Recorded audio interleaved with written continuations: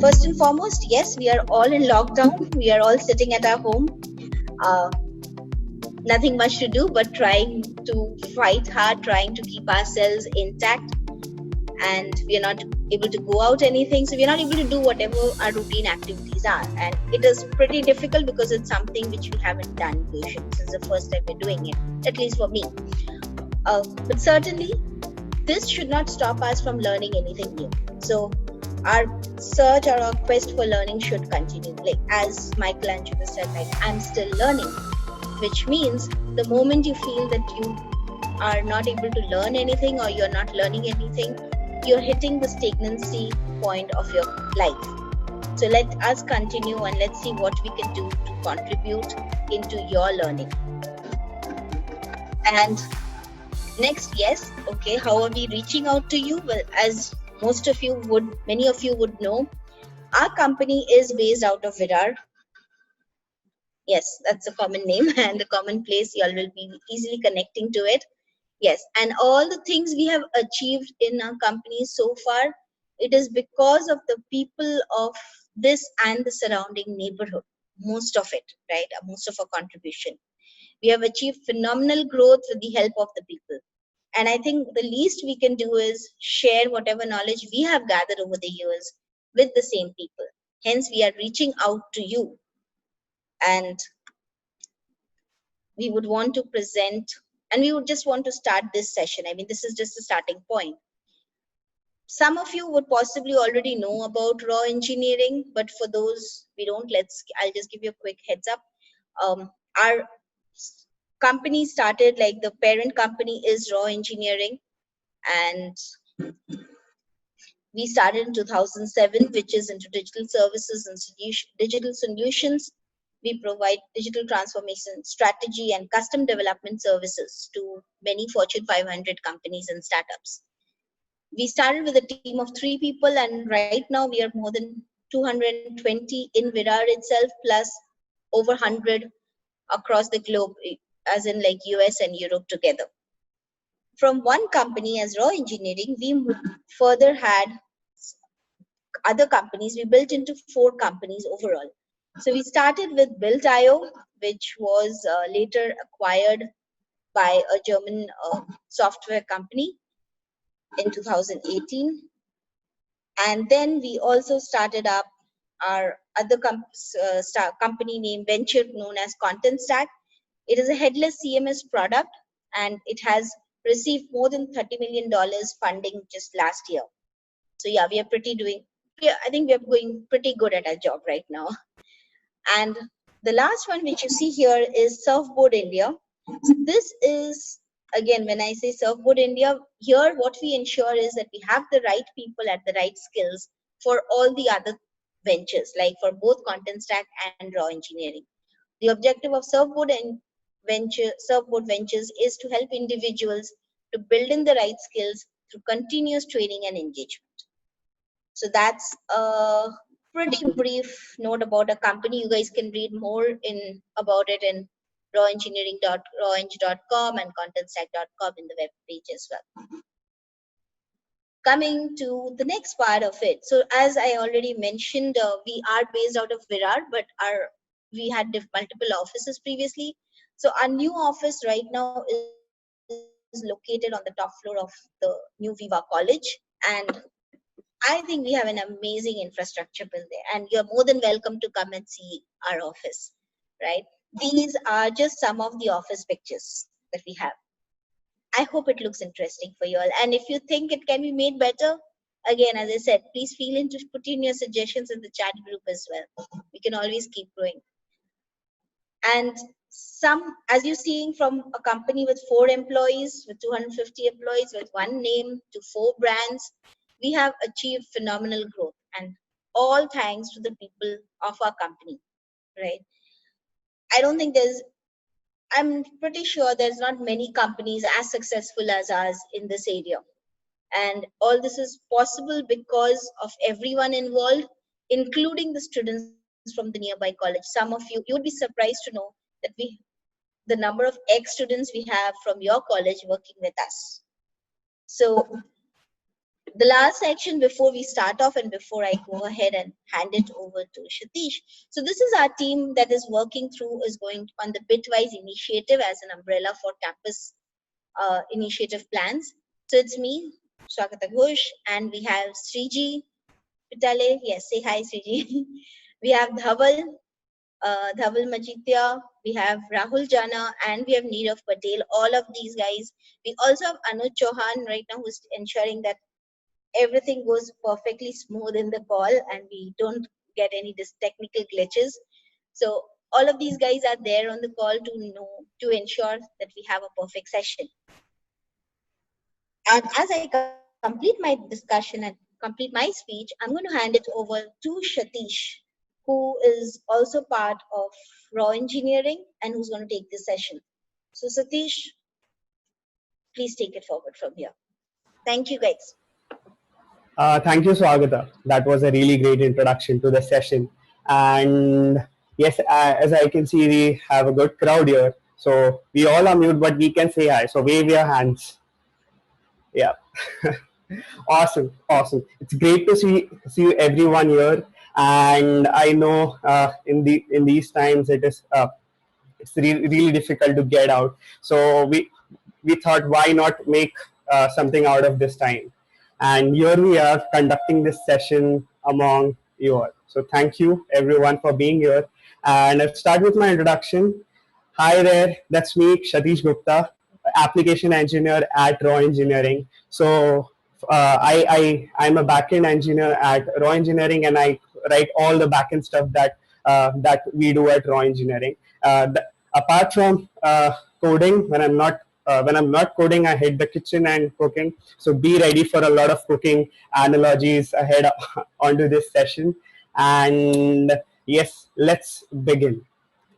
So before we begin, I want you all to just, if you have any questions regarding any terminology, if you don't understand anything, if you want to go ahead and explain more about a specific topic or a specific slide, go ahead and hit that chat box and write your message. Our team is active and compiling the list of message, and at the end of this session, we'll be discussing those questions from you all. So be proactive. I know we all have been set to mute, but you can still go ahead and type your questions, queries, or if you want anything to explain. If you want anything me or by my team to be explained to you, go ahead and type that in the chat box, and we'll do that for you at the end of this session. So yes, coming back to the session, why JavaScript is popular. Yes, so to the audience, there are people who know what JavaScript is. There are people who might have definitely heard of JavaScript somewhere if they have met a developer from the seniors, or at least attended a tech session online, or if you are learning anything. So yes, definitely there is some buzz about the JavaScript. We'll try to solve that for you. And for the folks out there who know what JavaScript is or who already are aware of, yes, I know JavaScript is popular. We have some interesting stuff for you. We will talk about we have curated a list, a roadmap for front-end, back-end, mobile, and desktop developers. So it makes your learning easier. We have also compiled a list of resources which we will be sending out after this. Cool. So there's this guy who's raising his hand. Redmond, can you just go ahead and type your message in the chat box, and that'll be easier. Awesome. I guess you are doing that. Please, that'll be helpful. Yeah. So I'll just move ahead, and if you have any questions about any topic, post your question along with the slide or the slide that you want to note, and we can discuss it again at the end of this session. Yeah, that'll be better for everyone, and help us in keeping the session smooth and do our best at it. Awesome. So I was talking about if you know there are to the audience, if you know what JavaScript is, there's some interesting stuff ahead in this session for you. If you don't know JavaScript, we'll start from the beginning, like what the language is, how did we start it, and everything. And if you are really interested, and if you are convinced that yes, JavaScript is popular and you are of the opinion that you should learning, we still have some interesting stuff for you, that we have learning paths ahead, that how you can practice and be go from zero to hero in JavaScript. So let's move ahead. Yeah. So the first myth or the first misconception that I would like to break for you all, that Java is not JavaScript, right? When we conduct these sessions, we often heard, okay, Java, JavaScript, they both are the same languages. No, remember this: Java and JavaScript are two different languages. Java was is a totally different language. JavaScript is a totally different language. Although the name JavaScript was stolen to steal or to get to take advantage of the popularity Java had in 1990s. So that was the marketing strategy that JavaScript, the company behind JavaScript, thought to, and to market this language, and it may probably worked out for them, but now it is creating a confusion. So the first question: Java is not JavaScript. Java is a different language altogether. JavaScript is a different language altogether. Well said. Java to JavaScript is as ham is to hamster. Awesome. So let's move ahead. Uh, JavaScript has been the most popular language on Stack Overflow for 7 years straight.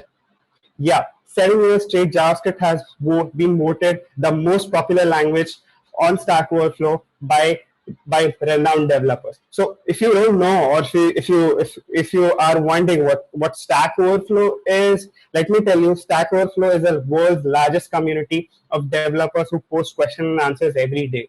So Stack Overflow conducts these yearly surveys, and for the past 7 years, the survey has been saying that JavaScript has been the most popular language for ever, or at least for the past 7 years. So let's look at the graph. This is a graph we took from Stack Overflow, the language of choice for 2019 and the past 6 years as well. So as you can see, 69% developers voted and admitted JavaScript is the most popular language. So awesome. So that was our first point to the session, or the fact that supports our the gist of this session. Yeah, that says JavaScript is a bit popular. So what next, right? Let's talk about JavaScript a bit here. So if you are wondering what this language is, I've heard about it, but I don't know what does it do. Or JavaScript was initially developed to work for browsers.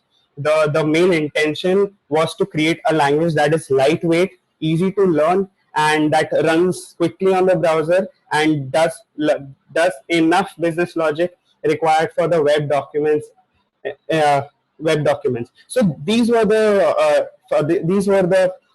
establishing thoughts back in the 1990s. But the JavaScript we look today, as compared to the JavaScript in 1996, is way different. JavaScript was started and took over the web in a very short span of time, but now we see every device, every stack on the internet runs JavaScript. You talk about mobile, you talk about desktop, you talk about web applications, you talk about uh, PWA, progressive application, server applications, every application or everywhere you can run JavaScript these days. So what made this happen? It is the very specific characteristics of the language. It is very easy to learn. It is lightweight, and recent updates enhancement to the language made this possible. I also want to tell you about the latest version that was released recently. ES10, ES2, also often named ES 2019, was released recently and has major features into the language. If you don't know what ES stands for, so ES was derived from ECMAScript, the body that standardizes the language. So every language has these standards. If you have learned about Java, there are versions associated to it. So there's a body that standardizes these versions. There's someone to keep track of what's going on with the language, because everybody is using it throughout the globe. Awesome. So what apart from that? So that was about language. So if you don't know, JavaScript has the largest community of active developers worldwide. You go to GitHub, you go to Stack Overflow, you go to any techie website out there, you'll find a blog, something that speaks about JavaScript. So there's one more fact or a signal that yeah, JavaScript is kind of popular, and we'll try to assert that and prove it to you in a couple of slides. Awesome. Cool. So what this JavaScript does, as I mentioned earlier, JavaScript makes your applications interactive. You, as students, you already know HTML and you already know about HTML and CSS, right? They are responsible for structuring your web documents and how do you manage and arrange those blocks of document over the web. But what put logics behind those documents, what makes them move, or what does makes it interactive is JavaScript. Cool. So if you are doing anything over the web, you are actually triggering, or the language is doing the heavy lifting to make everything that you want to do on the web. Moving ahead, let's look at the major applications built on JavaScript. And I want to take a minute and ask you guys to thank JavaScript.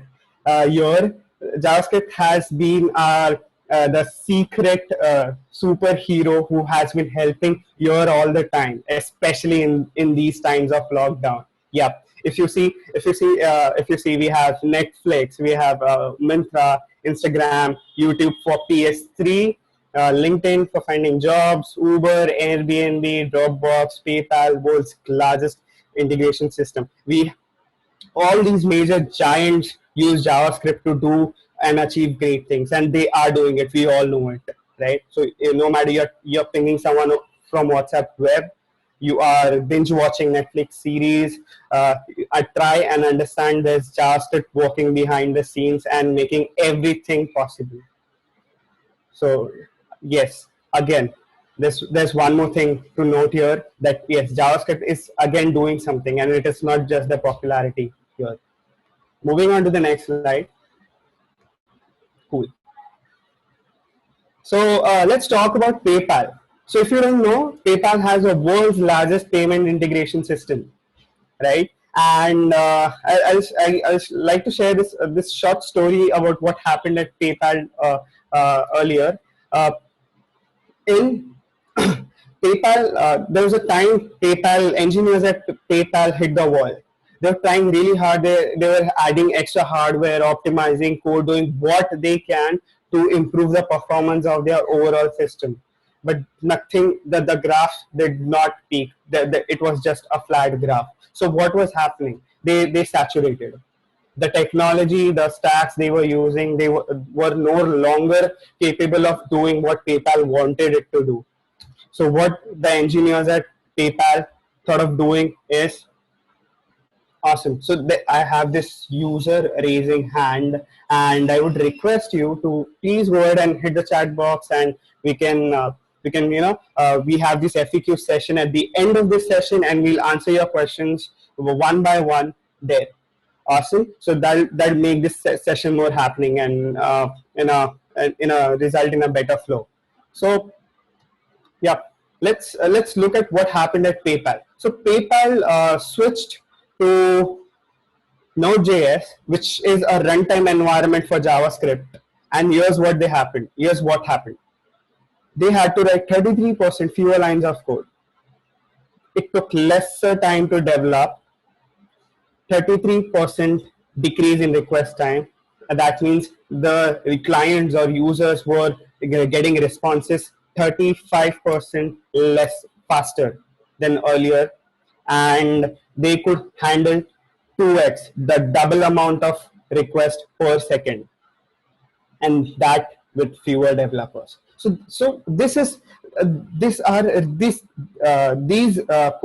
points really reflect the things that JavaScript can do, right? Node.js was introduced by Rand in 2019, and it is not just it is just an environment for running JavaScript everywhere. So Node.js made JavaScript run on the servers. While till 2019 it was only possible for JavaScript to run on the browsers, Node.js by Rand made this possible for JavaScript to be run on servers and many machines. so on. So what happened after PayPal switched to Node.js? As you can see the statistics, and these statistics are a proof in itself that what amazing things we can do with JavaScript. Let's look at another story from Uber. So, if you don't know, or if you are booking a ride, Uber uses a microservice architecture. So, if microservices architecture sounds something new to you, understand that it is a basic concept of modularizing your code into services. So, what is a service here? A service is a single business functionality grouped into a block of code.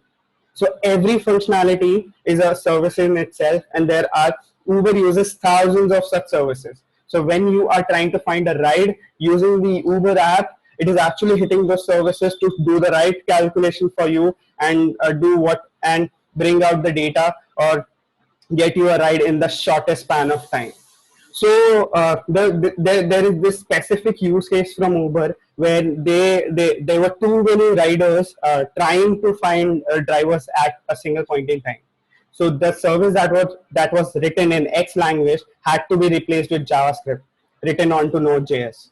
So that made so every time you are searching for a ride on Uber, and if it connects you to a driver and your ride is booked successfully, you remember that there was JavaScript doing that heavy work for you there. So awesome. So that was our interesting stories on how JavaScript did well and is doing well off the charts from Uber and PayPal. So what's next? JS is ruling the tech stacks.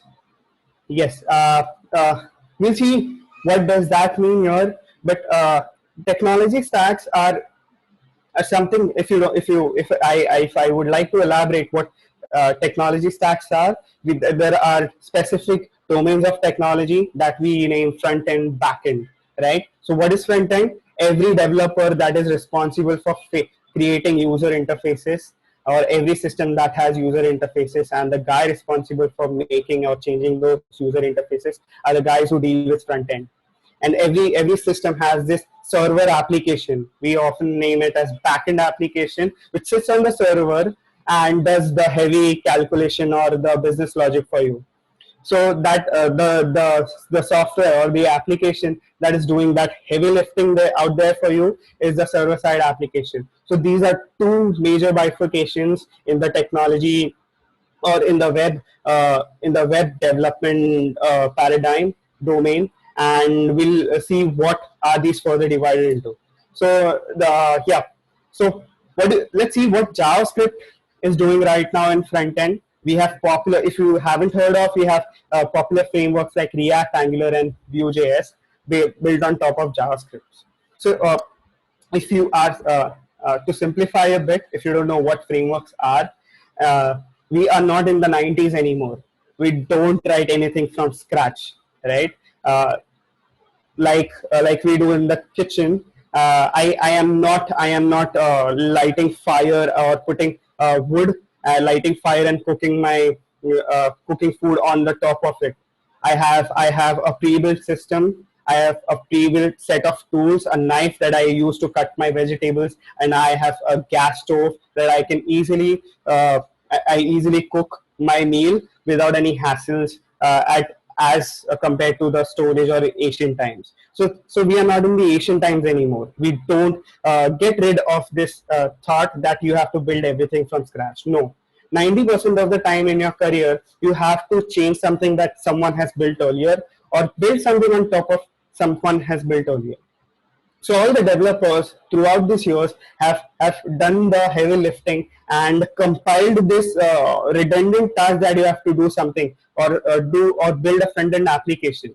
And these compiled tasks are packed into something called as framework.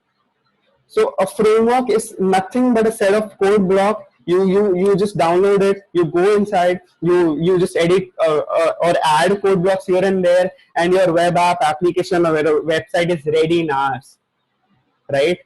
If it weren't for these frameworks earlier, you have to invest months or even 6 months or to build as something as similar as a website. We don't do that anymore. So we have React, Angular, and Vue.js frameworks here, and you can see we have this popular applications, YouTube, Myntra, Dropbox, and Airbnb built on top of it.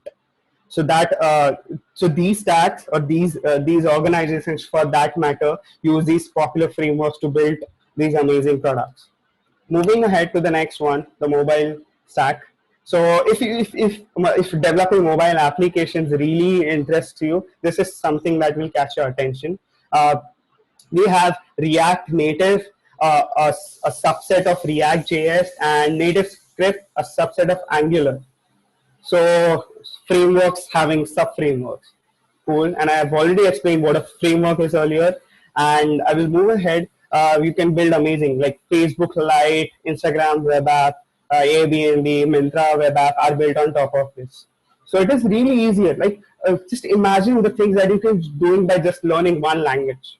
This wasn't the time. This isn't the 90s or 2000s where you have to learn Java for developing backend, JavaScript for developing front end, Perl for networking. This is one language, and you are able to do everything. Let's look at the backend stack, right? As I mentioned earlier, it is due to this Node.js and runtime, JavaScript was able to penetrate the backend domain. So, no, what is Node.js? Node.js is nothing but an application that helps you run JavaScript anywhere. Any operating system that allows Node.js to be installed on it can run JavaScript, period. Okay, so we have this popular frameworks, Happy, Express, and Aqua, and Sales as well, that are that that sit on top of Node.js and help you build applications. If you can see here, we have NASA, PayPal again, as I mentioned earlier, Uber, the rider driver service, and Netflix streaming service built on top of Node.js.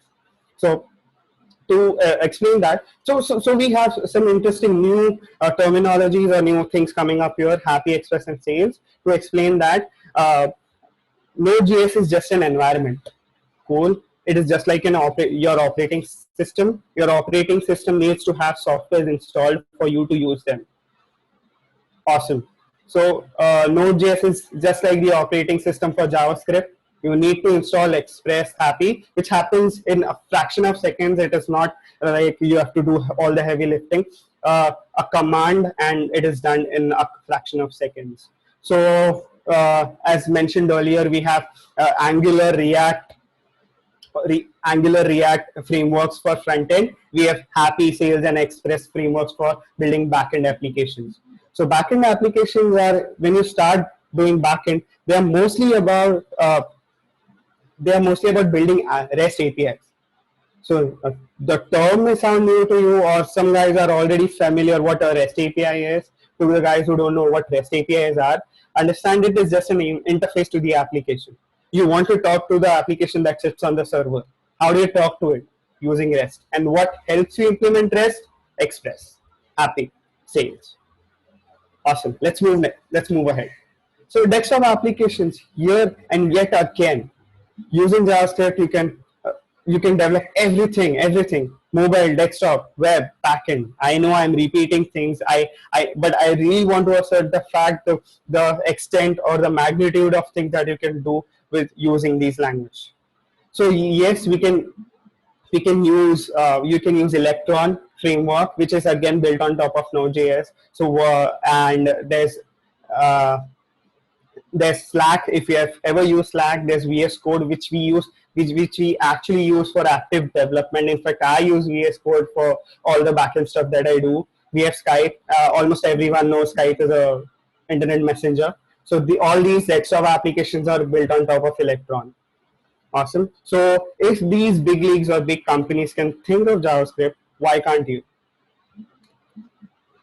Awesome. So here we are. Let's look at the roadmap of what if you think that you want to move ahead and start learning JavaScript. What should you do, and what should you do if you want to go into front end development? So if you really want to go ahead and do front end development, and if making user interfaces really interest you, this is something that you should really pay attention to. So for all the front end aspirants out here, let's take a look. How does front end development look like? So we have curated this 8 steps. These aren't necessary 8 steps. First, cool. This is just a curation of things that you can do to make it way better, to make the learning way better for you.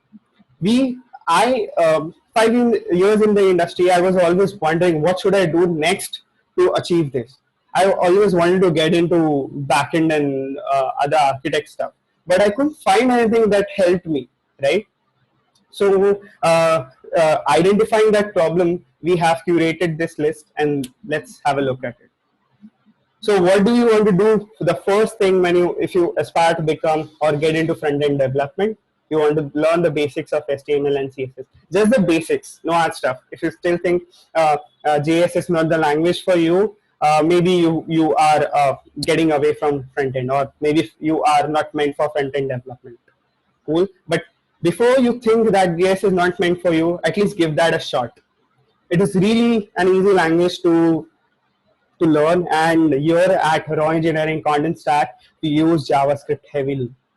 We have clients from 500 Fortune companies, and believe me, every client that we serve has somewhere JavaScript involved in their stack, and we have already seen the big leagues that do JavaScript in and out.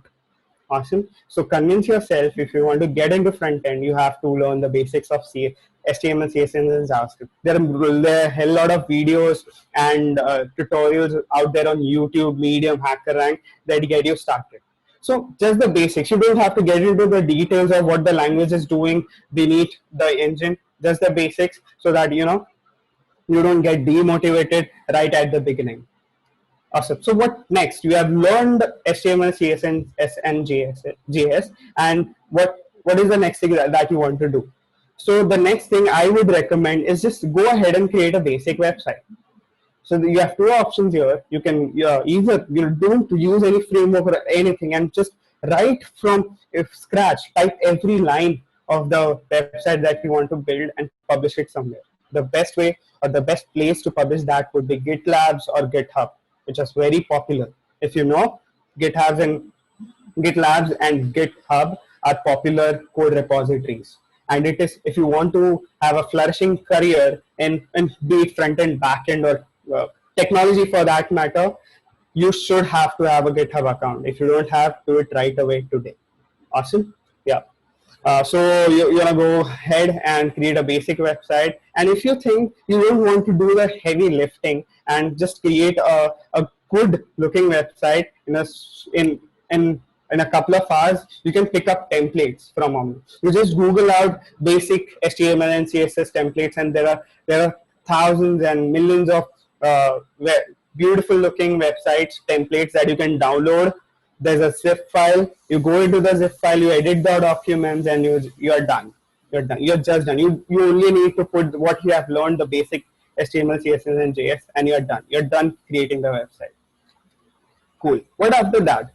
So let's look about tooling, right? If you as professional developers, we are bound to work in a controlled environment. So what is a controlled environment? The settings to this controlled environment is known as tooling, right? So again, moving to the kitchen example. A kitchen is a controlled environment to cook, right? If you're asked to cook on the open ground, it becomes really difficult to do things out there, right? So kitchen has all the necessary settings that you need to cook the food as quickly and as efficiently as possible. You have gas stove already installed. You have drawers which has knives, chopping pad, peelers, all the necessary tools already kept in one place. You just have to pick it up and use them. So that is what tooling is all about. So tooling is you setting the environment on your local machine so that it makes your development easier, right? So how do you start tooling, right? If you have learned the language, you went ahead and created a basic website. So before you move ahead a level next into development and learning this amazing front end stack, it is really important to be efficient, And to be efficient, you need to do tooling. So it is really easy. It is not something difficult. You just have to get the basic software installed and right. You have to install VS Code or any text editor that helps you code efficiently, that highlights errors the right way, that does the syntax checking for you, and things like that. Small things will improve or help you in the longer run. This is really important. This is really important. I mean, I cannot imagine myself without the tool that I use in my day-to-day life. Awesome. So someone has noted create basic websites and tooling, and I encourage you guys to it is still recommended to put uh, things into the chat box. To the in the chat box, if you want me to explain something and repeat that, I'll do that at the end of this session. I'm ready. I'm ready, and in fact, I'm excited to do things again and again for you. And there are some mischievous guys out here who are annotating it again, but that's all right. That's all right as far as everyone is engaged and you are enjoying this session. Awesome. So let's resume to tooling. So what do? You install the right text editors, which is very really important. We code. What you install bundlers. So go ahead and learn what bundlers are and what build tools are. But bundlers are basically the too many files that you have in your front end, and your browser, your front end apps or applications had to run on browser. To compact those files, you use bundlers, use package managers. Package managers are nothing but softwares that download libraries to your machine so that you can use them. We don't reinvent the wheel anymore. There are thousands, millions, and trillions of code blocks out there on the internet. You just have to download it. So how do you know which code to download and which code to use? It is through these package managers. So npm is a famous package manager. There's also Yarn from Facebook. So this is all about the JavaScript ecosystem. So we have, if you have ever worked on Python, there's pip in Python, which helps you download libraries and sort of stuff like that. And task runners, yeah. So the task runners are something that you automatically come when you learn frameworks. You will automatically hit task runners. What these are? These, as the name suggests, these are basic blocks, basic code blocks, or basic things that help you run the code. Awesome. So too many annotations here. I mean, I think you guys are really excited about this session. Awesome. Okay, so the next step is you have set up your machine and you want to move ahead. Pick a framework. Yes, I mentioned earlier, framework is that predefined environment. You don't have to build everything from scratch. That all that hard work has already been done by the developers, and you already have to go ahead, download it, and start building on top of it. So the popular ones are Angular, Vue, and React. You might have already heard of. Go ahead, go search for some basic tutorials from YouTube and things like that. So that'll help you better. Awesome. So what's next after? So yeah, advanced CSS. If you are aspiring to do something on the front end realm, it is really important for you to know about CSS. I see a lot of developers frustrated about managing CSS, but that's not really the case. If you really want to have a smooth development environment, you have to have learned CSS. So as we use frameworks to manage code, there are CSS frameworks that come handy, that help, that you don't have to write in every block or every frame of the CSS right away. We don't do things from scratch anymore. You just download the framework and get started. The framework does the heavy lifting for you. So once you have mastered CSS frameworks, you go ahead and create apps, right? So it is really important to practice. Cool. So there are so many apps when it comes to mobile apps. There are desktop apps. There are browser specific applications. So I mentioned SPA, progressive, and SSR style. So what is SPA? SPA is single page application. When you are using Gmail, if you have used GitHub, you click on buttons, you are browsing pages, but the whole window doesn't refresh anymore. Only the part of the window or the part of the document refreshes. This is single page applications, an important technique, and it is flourishing these days. So you can really, if you have learned these frameworks and Angular, React, and Vue, these frameworks specialize in creating SPA, progressive, or SSR style applications. So they will really help you do that. So you can start ahead with creating SPAs which are really hot in the market, and that is something that really shows up on the resume. I've also mentioned progressive apps. Progressive are light, progressive web apps was a technology exposed by Google recently, and this is an application where you don't want you are aiming to create a mobile application, but don't really intend to get it installed from the Play Store. Really lightweight apps. So Facebook Lite is Facebook Lite, Flipkart Lite are progressive apps. So go ahead and check out how these progressive apps work. But there can be a whole session on progressive and SPA apps, but that's later on, when you actually start learning or select this stack. So there are also SSR styles, pages that we want the server to send to the client and not the client to have an application of its own. These are basically methodologies of development, and once you are very good with frameworks and everything, you can go ahead and uh, try all that. So yeah, so you have started creating apps. So what do you do next? You specialize, right? So you know how to create SPA or progressive or SSR. This is the right time you pick the right domain. If you want to do everything, good, but start with one. Cool. So you can start with desktop applications. You can start with browser applications, SPAs, applications like Gmail. You can start with mobile applications. You can create using React Native after you have done the React framework, or you can just create applications for web or simple web applications that do the dynamic things like form loading, etc. So what? Cool. You're specialized.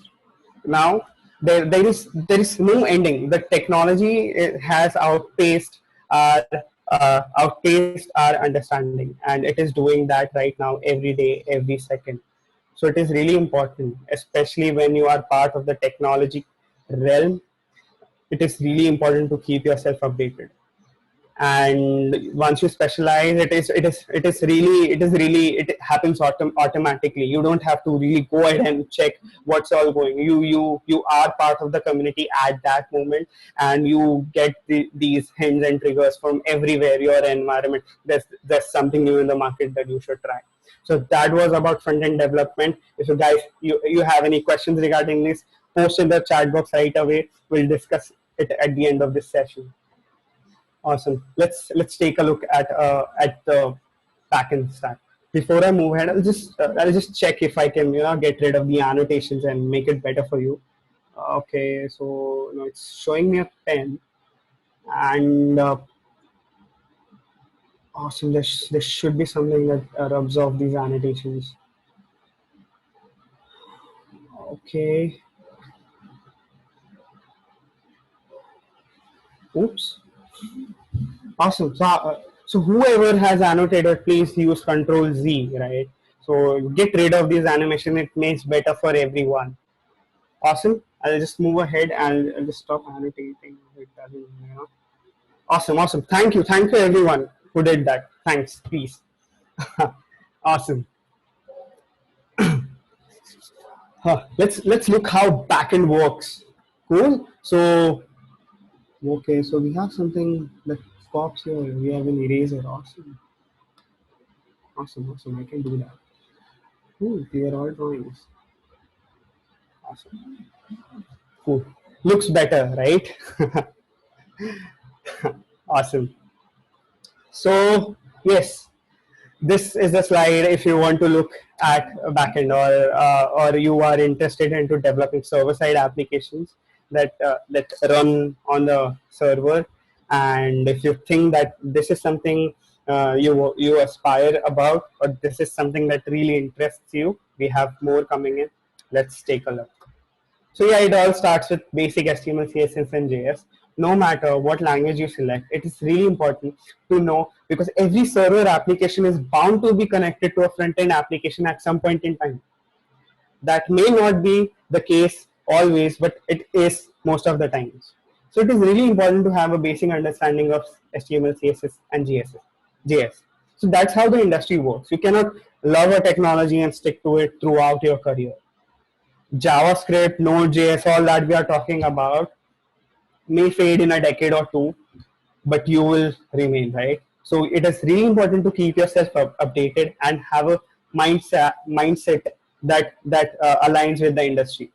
We are changing every day, and we require every individual who's part of the industry to do the same. Awesome. So you start with basic HTML, CSS, and JS, which is really easy. Can just do that in a couple of hours. What's next? You do the backend stuff, right? So every backend server is installed on an operating system. Every server has an operating system of its own, which will run your server application. So this server application will is contained in an operating system, just like a machine. A server is not necessary to be a big rack of machines. Your machine can be a server for another machines. So understand that.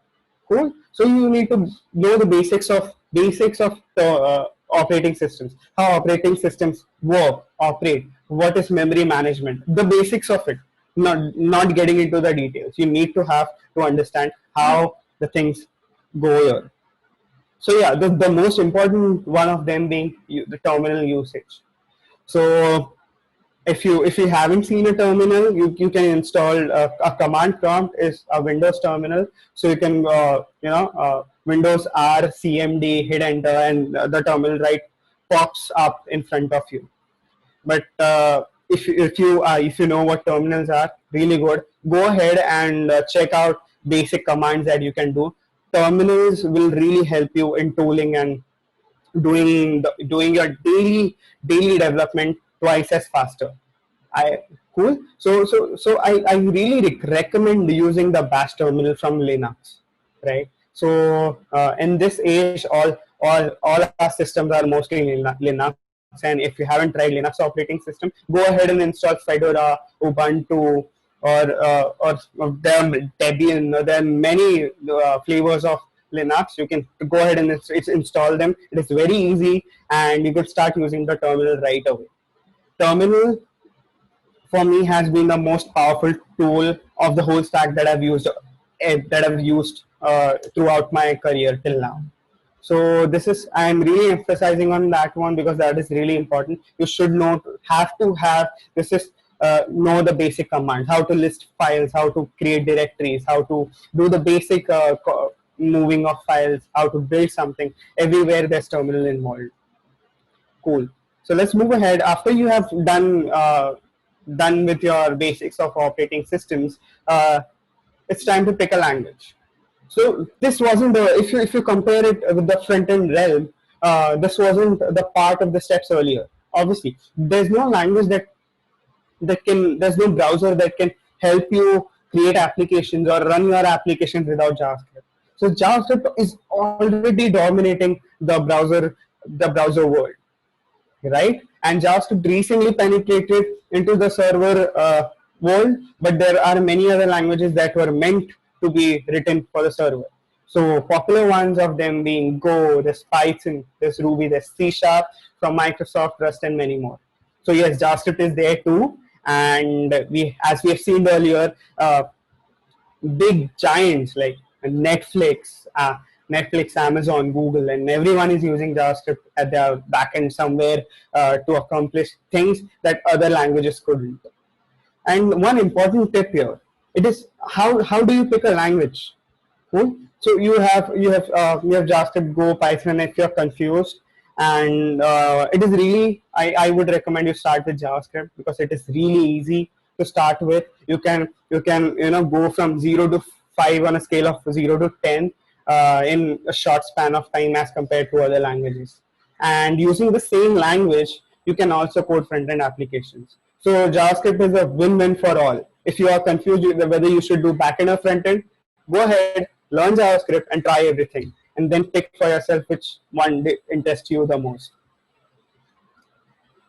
Databases. So every server application is responsible for storing data somewhere, and we all know database. We have MS SQL or Postgres in our curriculum as well, and we deal with a lot of database stuff in and out.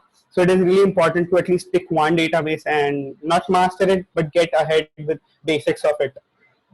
So a recommendation here would be MongoDB, because using the same JavaScript syntax, you can run MongoDB queries. So using the same language, you create front-end applications, you create mobile applications, you create back-end applications, and you query the database. This is amazing. This is amazing for a language like JavaScript. Cool. Also, not to forget, there are Postgres SQL, MS SQL, Oracle. Learn about APIs. So I mentioned earlier, what are APIs? APIs are nothing but interfaces to your application. Your server application need to talk to the client application. How does it do that? It so the mechanism that helps them talk is REST, often called REST API, REST application interface. So the name suggests it is an application interface using the REST principle. So if I were to explain REST, these are nothing but basic HTTP calls. I know it can be a little off for you to understand all that jargon at once, but you can, if that, or if backend really interests you, you have to learn and how REST APIs work, and it is really easy. Only if the terminologies might intimidate you, but they are not that difficult. Cool. So we have picked a language. We have learned the basics of a language. I know what APIs are. Why not go ahead and build them? So it's time I start creating server-side applications using the language of my choice, right? If I were to create a backend application in JavaScript, I would go ahead, install Node.js, install Express Happy or Sales as mentioned earlier, and get started with that. It's really easy. It is really easy to get started using JavaScript. But not to forget, again, if you are really interested in Python or Go or Ruby, they have their own frameworks as well. So Node.js is specifically tied to JavaScript, and but we have Flask for Python and Rails for Ruby and many frameworks. Every backend language has a framework to work on. Like we have frameworks for frontend, right? We don't write the code from scratch anymore. We build on top of the whole framework and deploy our applications as fast as we can. Cool. So it's obvious. You've created the application. It's time to practice and specialize. As soon as you reach to step 6, you realize things that you want to do, but you have no idea how to do this. You want a server application to send a message to a different server application. How do you do that? You do that using message brokers.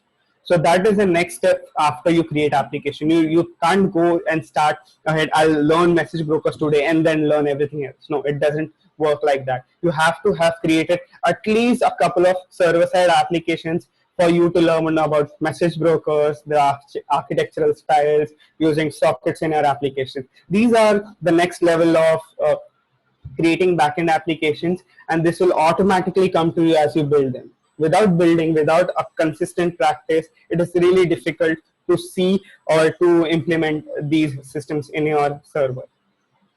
Awesome. And now that we are specialized, continue learning. The implicit rule of the industry, you always learn every time, every day. No matter you are 10 years, you are 20 years, you are a decade into the industry, you are learning every day. So that is what we do. So that was a brief roadmap into backend development, and we'll check more, and you can do more. You can just Google all the jargon that you found here, or just put questions in the chat box, and I can answer that for you in the last of the session.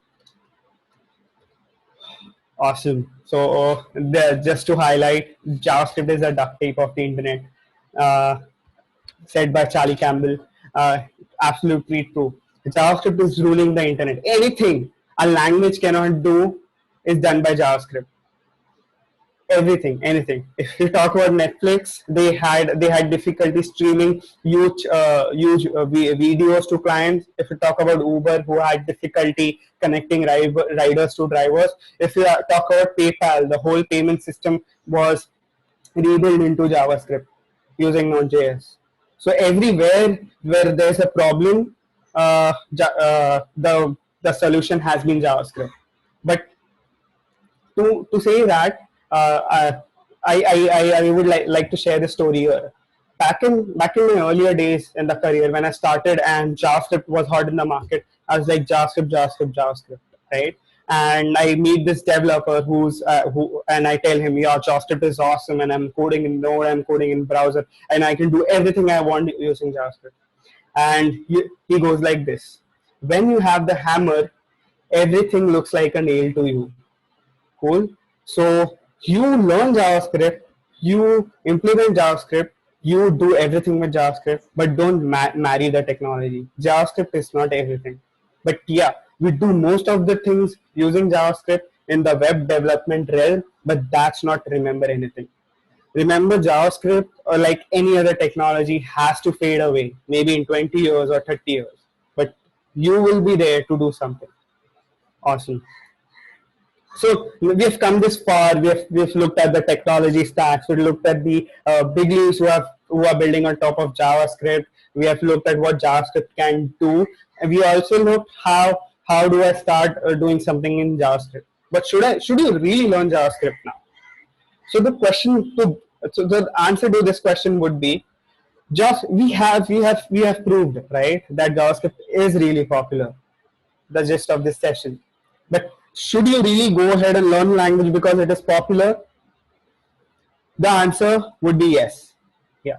So just look at what popularity means when it comes to a language.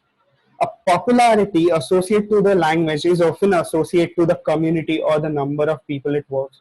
It has span across.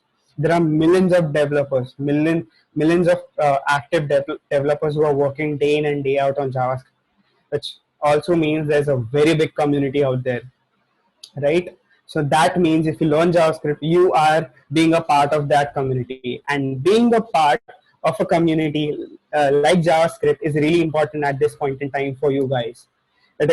Being a part of an active and a community as large as JavaScript doubles, or I would say triples, your chances of getting a job somewhere, which is the first thing that most of you guys are gonna do after you finish your college. So to answer this, I believe you should really learn JavaScript when you want to build stuff I mentioned earlier. Cool. So if I was really sufficient enough to convince you to learn JavaScript, how do you learn it? Right, you go ahead and you hit basic tutorials and start building apps. But we have compiled this 5 rigid steps you can apply to any stage of the development, of any stage of your learning path. Cool. So the first step would be learn syntax, learn something, learn a part of the language, be it you are learning the basics of the language. Just learn. Cool. Do hands-on practice. This is really important. You will never come across the caveats or the challenges associated with that thing you're learning, or the block of code, the syntax or new feature of the language without practice. Practicing is really important, and you have done 90% of the part here in the 5-step process. If you have practiced enough, now identify the field of interest. So this could be, if you have already chosen front end, cool, you can go ahead, you have already identified it. But what if you haven't identified your field of interest? You can just try it. You've learned JavaScript, you can try building front end applications or back end applications, mobile or desktop, and see what works for you. Cool. So this is really important. You cannot do everything at once in the beginning. You have to identify and pick a field in the beginning. You can, if you want to do everything else, you can. There's still time to master those domains later on in your career. But pick one first and try to reach to the intermediate level first, and then move ahead to the different domains of the language. Pick a framework, as I mentioned earlier, right? Frameworks are everything. It is. I cannot imagine if I were asked to develop something that did not involve a framework in it. That if I were to ask to develop something without a framework, I would really sweat. I mean, how do I do that without a framework? So they are really important. We have been using frameworks everywhere, and this is something that the technological industry has derived from looking at other industries. So use frameworks, makes your life easier. Yeah, then go. You have practice core blocks and start building applications. Build small applications, and but build them completely. If you have decided front end, build a small app. If they've decided server, build a small server application that sends requests to client applications, or you can do both. Yeah. Cool. So that was about the learning path for JavaScript, and as you can see, there's no JavaScript really mentioned. You can really apply it to any other language that you think you want to learn about. Cool. So that was the end of this session, and I am really excited to announce that we have come this far, and I've really interested you guys in learning, or at least had you have a look in what is happening in the industry. And it's time for FAQs. If you have posted questions, let's have a look at it. If you haven't done that, you can do it right away, and we can discuss. Also, cool. Also remember that we have to have a look at the questions right now, and cool. So we don't have much questions here. So can you please clear the screen eraser? Exhaustive are working in background, event loop, syntax, parser, etc. So there's this question from Vivek Gupta, and I cannot see any more questions. I encourage you guys to go ahead and write questions if you want anything. If you want to clarify anything about JavaScript, if you want to know more about a specific topic, I can do it right away. If you want me to explain a slide again, I can do it. If you want to know something about the technology that wasn't mentioned here in this session, I can do that right too. Awesome. So I encourage you guys to go ahead in the chat session. That'll be in the top or bottom of your screen, and type a question and hit it right away. And I can help you answering that question. So let's make it interactive, and I am really excited to help you as far as I can. So I'll move ahead and start with the first question from Vivek Gupta, which says, I'll read it loud. How JavaScript is working at the background, event loop, syntax, parser. So awesome. The next step is Node, right? I'll answer that. Awesome. Everyone is proactively hitting the chat box. This is awesome. I want you guys to proactively post questions, assertions, or what your thoughts are. Everything on the chat box. This really helps us in understanding you better. And if we understand you better, we can explain you better.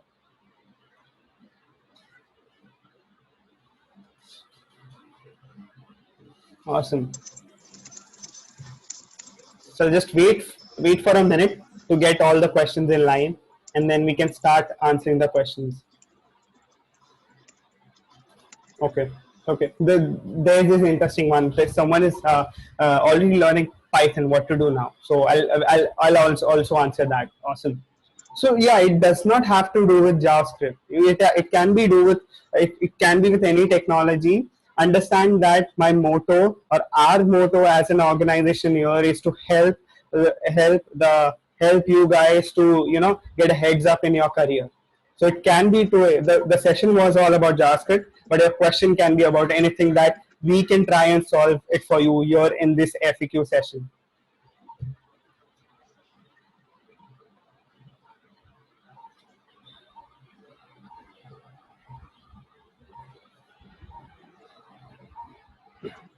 Awesome. Difference between JS and jQuery. I can hear keystrokes.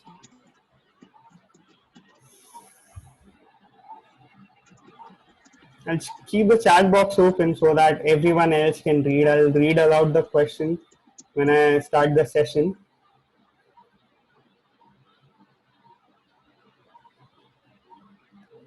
Cool. So we have this is good to see. There are people who are already working on and decided their realm to go ahead and yeah.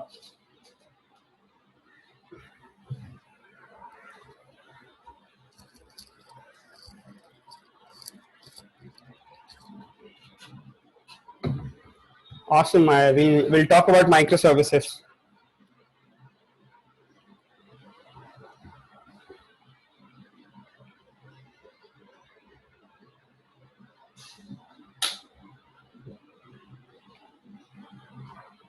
Awesome question here. How much vanilla JavaScript is needed to work with frameworks? Cool. This is an interesting one.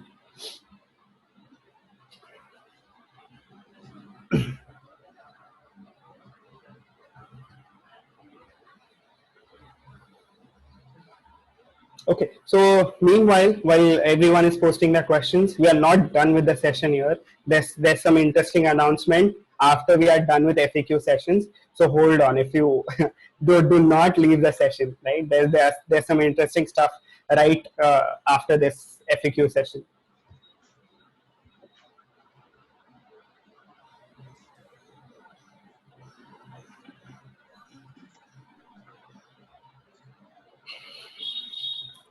Cool. I guess we should begin answering the questions right away. And I thank you guys for not cluttering the chat boxes and posting. Okay, so someone is raising hand. If you can please post your question, that will be a better way to communicate for every one of us.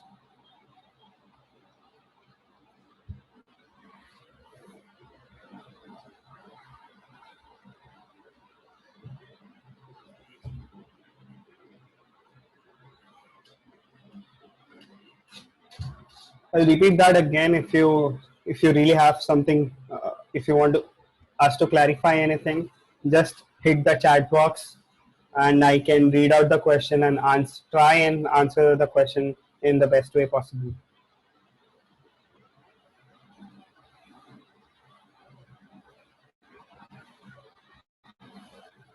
Cool. So we'll start ahead with the FAQ session, and our first question is: can you please tell us how JavaScript is working in the background? Event loop, syntax parser.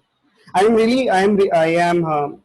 am happy to know that you are aware of these terminologies at this stage. That shows how really intrigued you are with your career, and that makes it interesting for everyone. And yeah, to the question. Okay, so JavaScript is a scripting language. Cool. It is interpreted and compiled. It is not just interpreted or just compiled. There can be a session only about how JavaScript works, but we cannot do that here, of course, due to time limits. But to answer your question, JavaScript is a scripting language. There is an engine, the very famous engine, JavaScript engine is V8 from Google, and we have many engines like SpiderMonkey that is built onto Mozilla.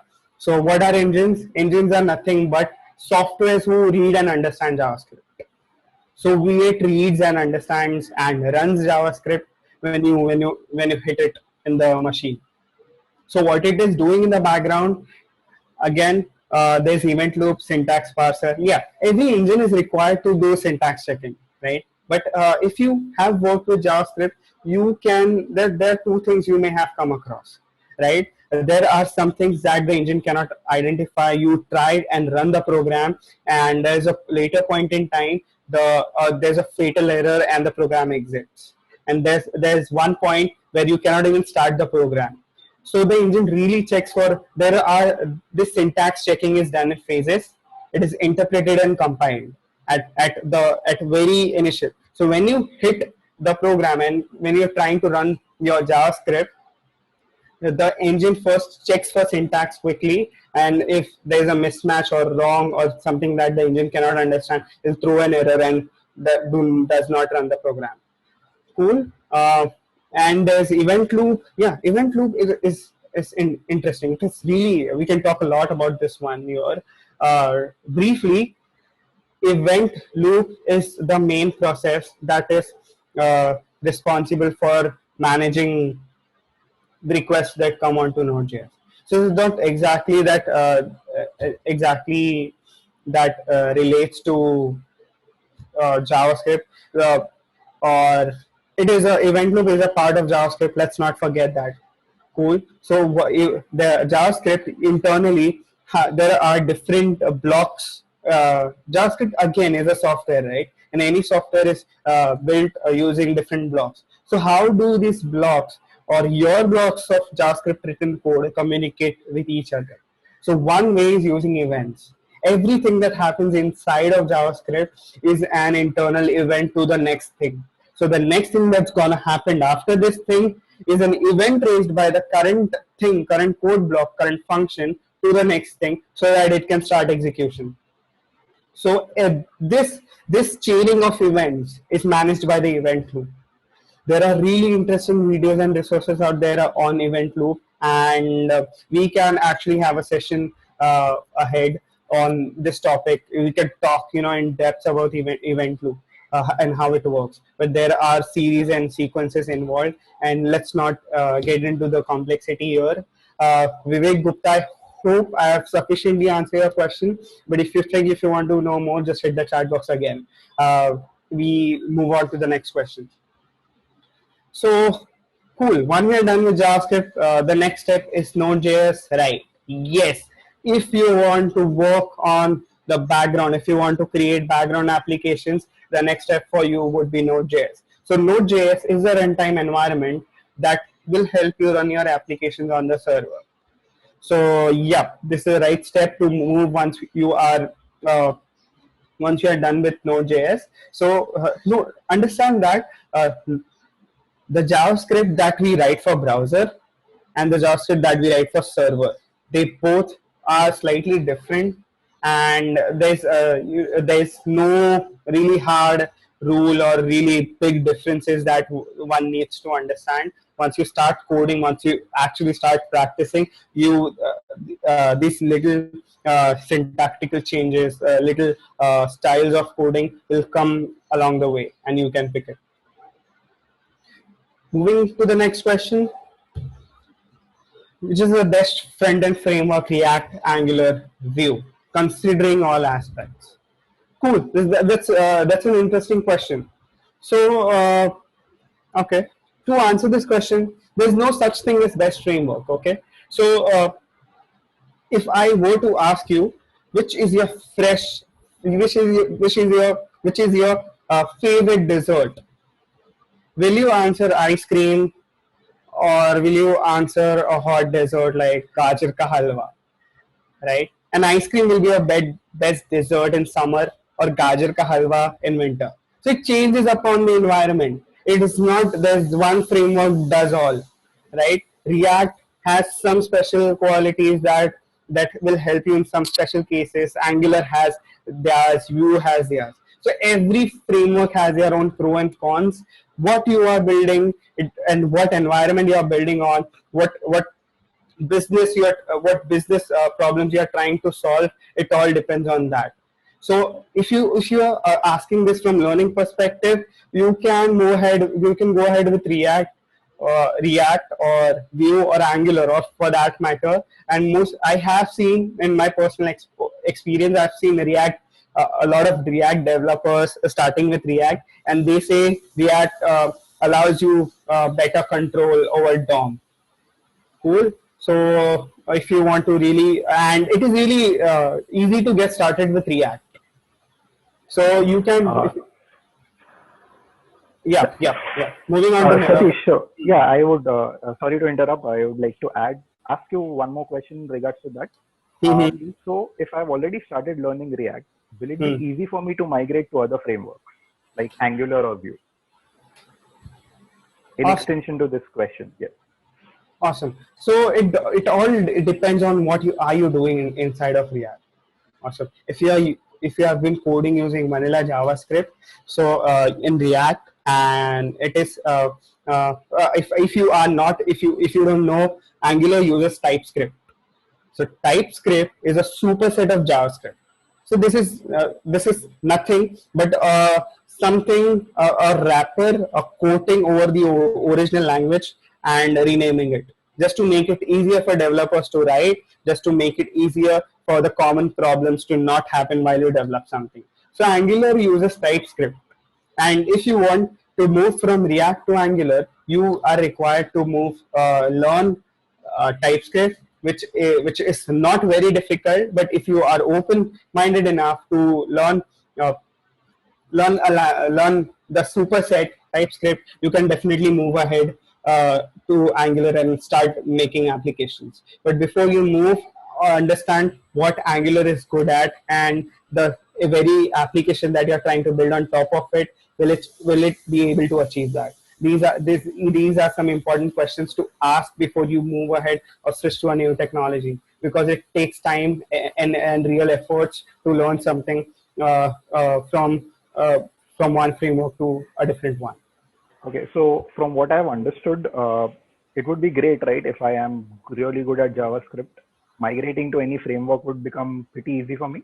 Exactly, and that is what frameworks are all about. They let you leverage the language that you already know. Most frameworks are all about, for that matter, they let you leverage what you already know. So React or Vue, for that matter, you can get ahead writing plain JavaScript, and we build the same applications in React and Vue as well. So it really understand frameworks are just predefined set of rules that help you that help you create applications faster. Cool. So you don't have to stick to one framework all your career. You can switch framework according to your requirements. But when you start with one framework, build applications repeatedly, and then you can move ahead to different frameworks depending on the requirements again.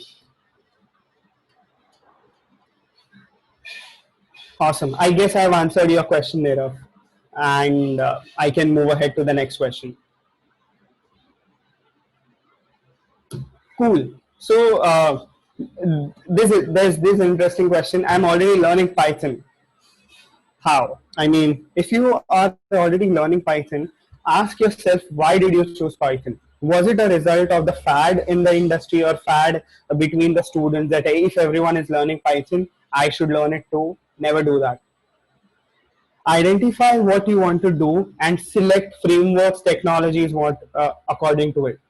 If I want to get into backend, I understand I can write JavaScript, Go, Python, right? If I want to do front end stuff, the user interface, I will never learn Python in the first place, because Python will not help me there mostly. Cool. So if that is how you selected Python, just chuck it off. And now that if you are interested to learn JavaScript, it's never too late. JavaScript was actually developed with the intent of making anyone learn it faster. The learning curve is the shortest if you compare it with other languages. It is as good as Python. So if you have learned Python, it is really easy to learn JavaScript. In fact, within hours you can learn JavaScript, the basic syntax, the basic control structure, basic if-else conditions, nesting, and everything. It is really easy. It is really easy to get started with JavaScript. So if you want to switch to JavaScript, awesome. You can do that right away. You can use the steps you mentioned earlier, and you can do everything using JavaScript. But if you want to do something in backend, and that is really something into data science, you are on the right path. If you want to, there are many projects, active projects onto JavaScript.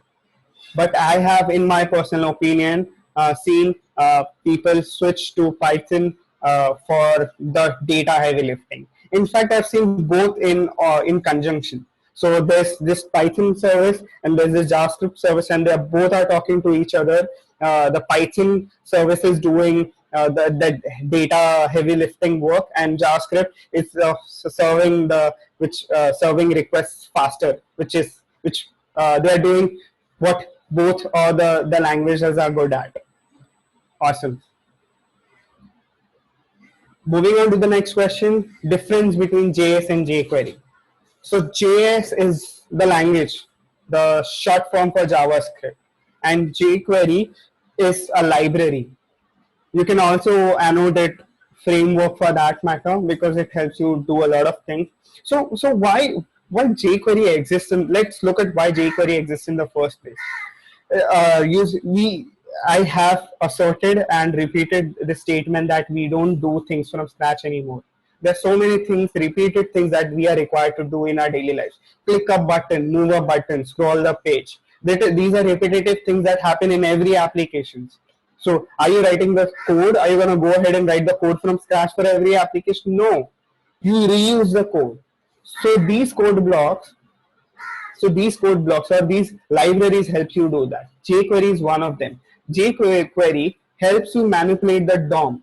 And if you don't know what DOM is a virtual representation of your HTML document.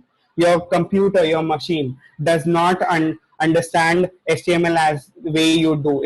This has to be a transformation of the text into something that the machine understands and can manipulate, and that is DOM.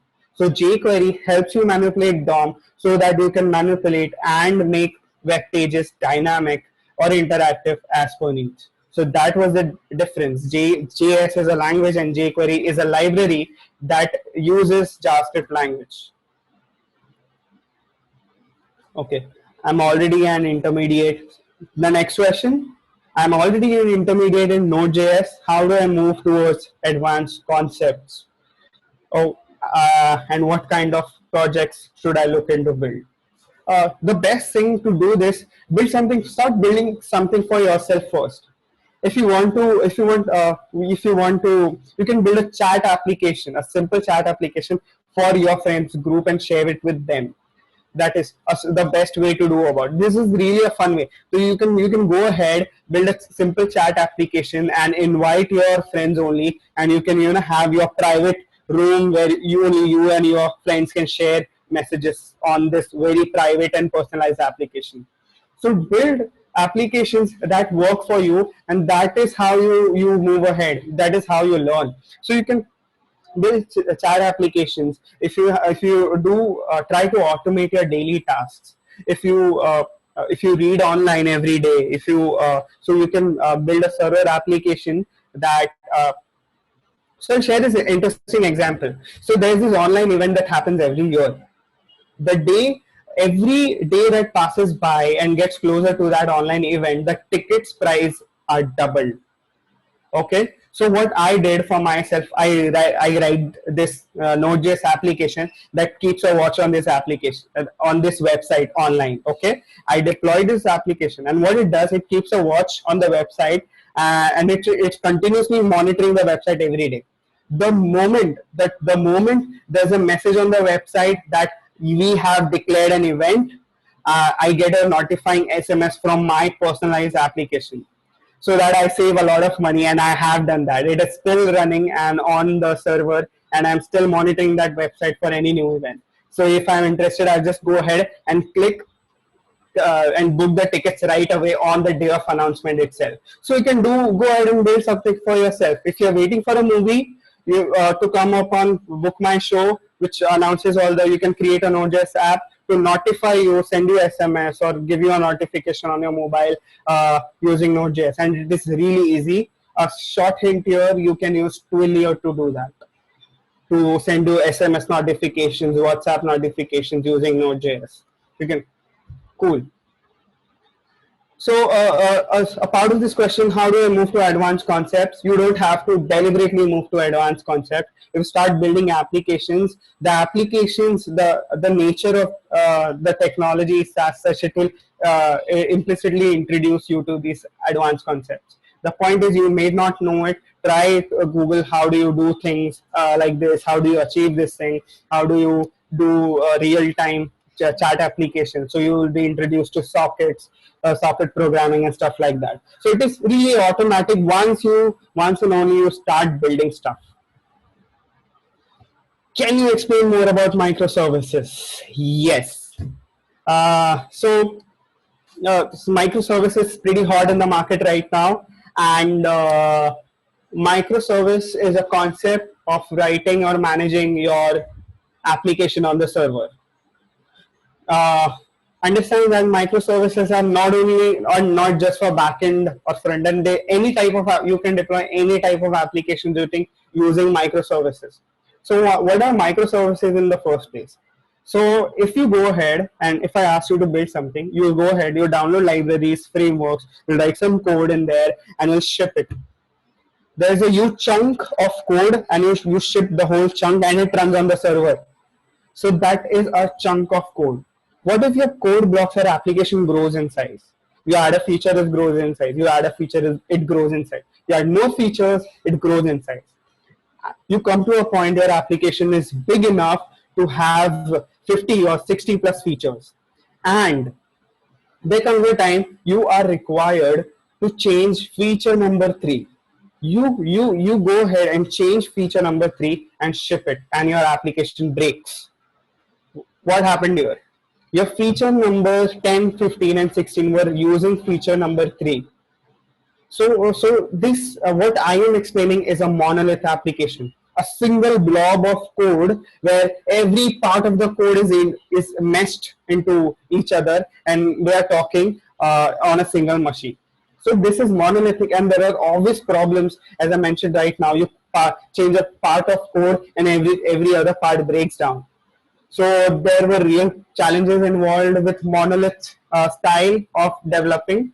So we moved to microservice. So what is microservice? Let's move. Let's look back at the example. I am asked to develop an application. I go ahead, I build that application, I ship it. I'm asked to develop a feature number 2 for the application. I create a feature, but not the way I did earlier. I write a separate block of code, and I deploy it on a separate machine or on the same machine but in a different instance or in a different port, and that separate block of code will interact with my main block of code.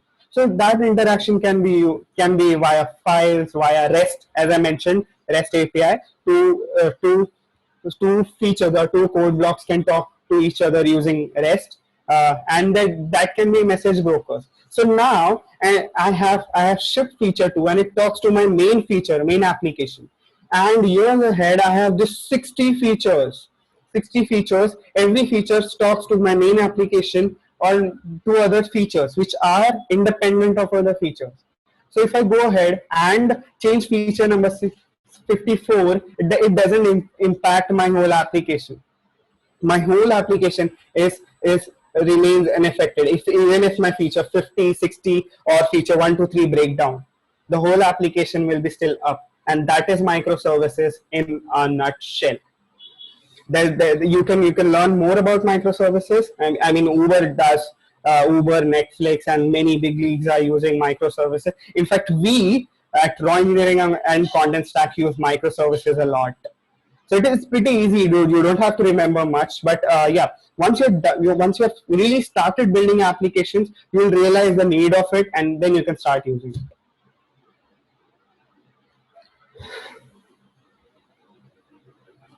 Awesome. And guys, the session is not over yet. We have an important announcement to make, especially for you guys, that will benefit you guys a lot. So please hold on for a couple more minutes. I'll just quickly wrap up with as I quickly wrap up with the FAQ session. So this next question: what about client-side security using JavaScript? Yeah, so this is one aspect. So there are many there are many things that we do, but as I said, we don't build things from scratch. If you want to really use client-side security, there's this popular library known as Passport. You can use Passport.js. You can Google it. You'll find it easily on NPM. You can download it. There are 3-minute tutorials that explain how do you deal with and implement and use Passport in a couple of minutes. So Passport is the answer to all the client-side security. Also, Passport is not everything. You can build your own. There are many strategies that we use: OAuth, basic auth, and there is a whole new realm of authentication and client-side security. And we are very short of time to talk about that here. So I hope I've answered to your question. Missed the question from Anshad Mansoori to everyone. What's the best front-end framework? Okay. Okay, so I have answered this already. What are JS and script related? Okay, so JavaScript is a language. ECMAScript is an ECMA is an acronym for European Computing Manufacturing Association. So it is a body that standardizes JavaScript language. So what is standardizing the language? Any change that happens in the language, it keeps track of it. It is really important to keep track of it because there are many browsers, many developers using the language, and any change that can break the language will break the whole internet. So ECMAScript really plays an important role here, and it keeps a check on what things are shipped into the language and releases it to the public with the name ES10 or the version number. Okay, moving on to the next question. Satish, just one sec before you Awesome. Yep. So, Please start. yeah, guys, firstly, thanks. It's amazing to see so many questions coming in. We Oh, will so many. soon close the window for questions because of the time constraint. So if you all have anything right away, feel free to put it across right now, because after that we'll not be able to take more Yep. further questions in this session. We'll be happy to take it later. Yeah. Awesome. Cool. So move on to the next question and quickly wrap up this FAQ session. And the next question is, which framework you suggest to a fresher to compete in the market? So you can Google this around. You can find the top frameworks used by applications that you intend to build. So I personally recommend React here if front end, Express if you want to go for backend, and Electron if you want to go for desktop. And there's obviously for mobile, you can go React Native, which is a subset of React, or Native Script, subset of Angular. So it's easy to learn anything. You can easily migrate. Oops, that was not a question. I'm extremely sorry. Okay, so one of the last questions. I'm learning Django and interested in React. Will they work together? The answer is no. React is a JavaScript framework and Django is a Python framework. So they cannot work with each other. This topic anyone should focus on to nail a JavaScript interview. Awesome. I'm happy to know that you. Yep. Satish, raw engineering interview. Yep. Raw engineering interview. So it depends. It depends. You want what you are aspiring at, but it again depends on the. We are really looking out for guys who can do amazing things in JavaScript, front and back end both. So you really need to learn JavaScript because we use that a lot here. You need to know what is the standard way of doing things in the industry. We use linters, type checkers. Tooling is important. What tools do you use? How good are you at terminal? These are really things that we check on to candidates. Of course, as a fresher, we don't pile on everything.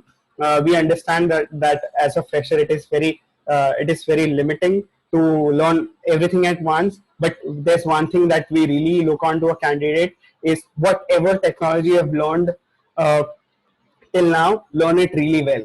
We really check how good are you at learning. Be it anything apart from JavaScript. If you have learned JavaScript, just the basics of it, we really intend to check how good have you learned the basics.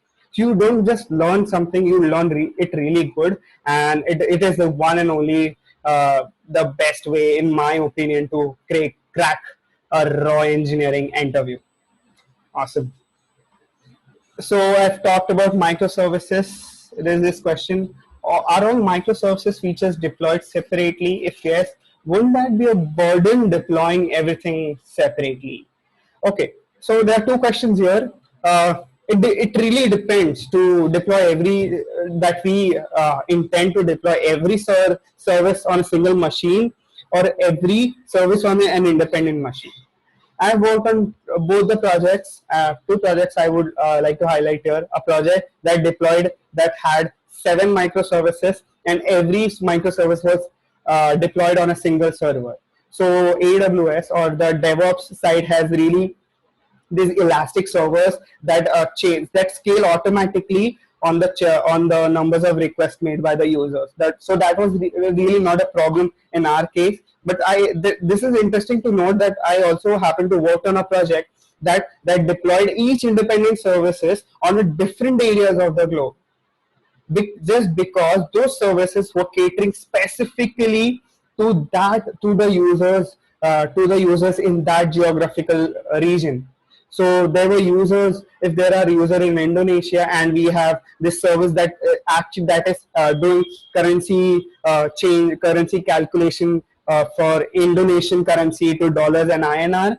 It is the best way to put this. The best way to deploy the service would be on the Indonesian geographical service infra. So yeah, so that was the answer. It all depends on how your users are, what are your requirements are. Awesome. So we are here. We are done with the FAQs, and I'm happy that you are active, promptly ask questions here, and we can move on to the next part of the session here, the final part, the next steps. So what are you gonna do after we have concluded what JavaScript is, what you should do, and I've answered your questions. So we are really thinking of coming up with JavaScript sessions, actual hands-on sessions online like this one, but a better version than Udemy or the courses that you find online. We know that something like Udemy or the quick tutorials are already there and don't intend to repeat the same.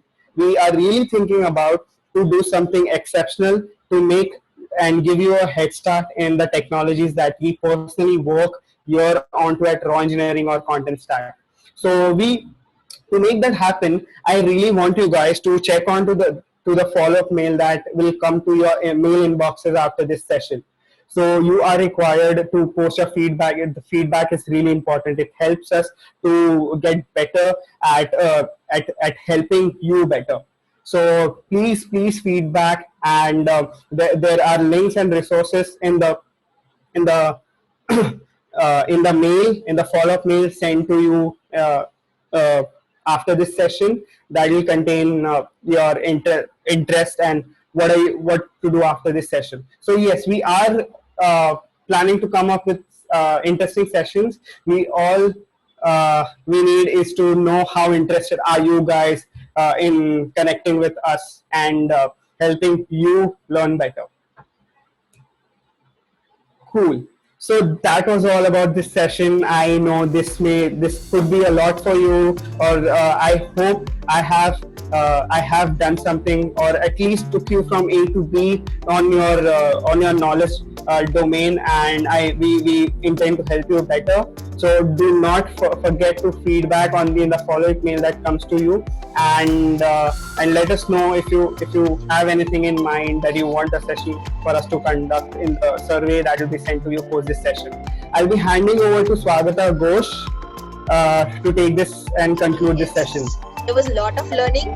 I'm not a technical person, but yes, I learned a few things at least. But please, as Satish already mentioned, please share your feedback and let us know if you're interested. The feedback form will tell you if you're more interested in learning these, what you felt about this session.